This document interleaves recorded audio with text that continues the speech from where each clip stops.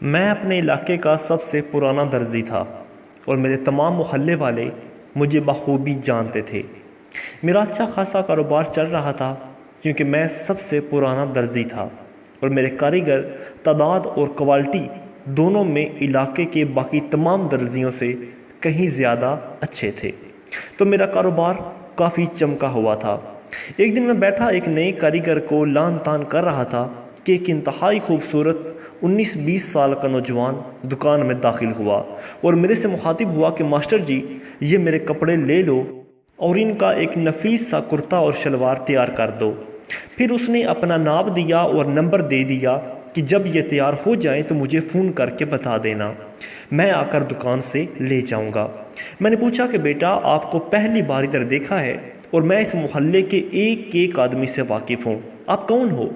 لڑکا بولا کہ انکل، میں دراصل کراچی میں رہتا ہوں اور جاب کے سلسلے میں آیا ہوا ہوں، اپنے چچا کے گھر رہ رہا ہوں، ابھی کچھ ہی دن ہوئے ہیں۔ میں نے پوچھا کہ آپ کے چچا کا کیا نام ہے؟ تو بولا کہ عبدالرزاق۔ اس کے بعد میں اس کو پہچان گیا۔ میں نے کہا کہ ٹھیک ہے، آپ ایک ہفتے بعد آ کر اپنا کرتا شلوار لے جانا۔ میرے پاس بہت رش بھی تھا اور کافی کام بھی جمع تھا، تو میں نے اسے ایک ہفتے کا وقت دے دیا۔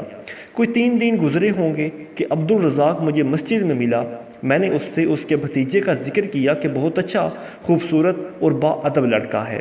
میں نے بتایا کہ اس کے کپڑے تیار تھے کہ عبدالرزاق کی آنکھوں میں آنسو آ گئے۔ میں نے حیران ہو کر پوچھا کہ بھائی خیر تو ہے، کیا ہوا؟ تو بیچارہ بولا کہ وہ کراچی کی طرف جا رہا تھا کہ اس کی گاڑی کا اتنا سنگین حادثہ ہو گیا کہ موقع پر اس کی وفات ہو گئی، اور یہ ابھی کل کی بات ہے۔ میرے پیروں تلے تو جیسے زمین نکل گئی ہو۔ عبدالرزاق نے مجھے بولا کہ ماسٹر صاحب، آپ علاقے کے سب سے ماہر درزی ہو، میں آپ سے ہی اس کے کفن کا کپڑا لوں گا، اس کا کفن سی دیں اور مجھے بتا دیجئے گا، میں آ کر لے لوں گا۔ میں جب اپنی دکان میں داخل ہوا تو میرا ذہن بالکل معاف تھا، کدھر میں اس حسین و نوجوان کے کپڑے بنا کر بیٹھا ہوا تھا اور کدھر اس کا آخری لباس بنانے کی ذمہ داری میرے سر پر آن پڑی۔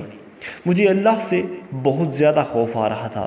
ہم سب دنیا اور دنیاوی کاموں میں اپنا سارا وقت گزار دیتے ہیں اور کبھی یہ نہیں سوچتے کہ اگلے لمحے کی خبر تک نہیں ہمیں، اور کیسے ہمیشہ روپے پیسے نوکری کی تلاش میں وہ مارا پھر رہا تھا، اور اس نے کبھی سوچا بھی نہ ہوگا کہ اس کا دانہ پانی اس دنیا سے اٹھ چکا ہے۔ ہر گزرنے والے لمحے اپنی موت کو یاد کرو، کیونکہ وہ ہمارا سایہ ہے، وہ برحق ہے اور کسی بھی لمحے آ سکتی ہے۔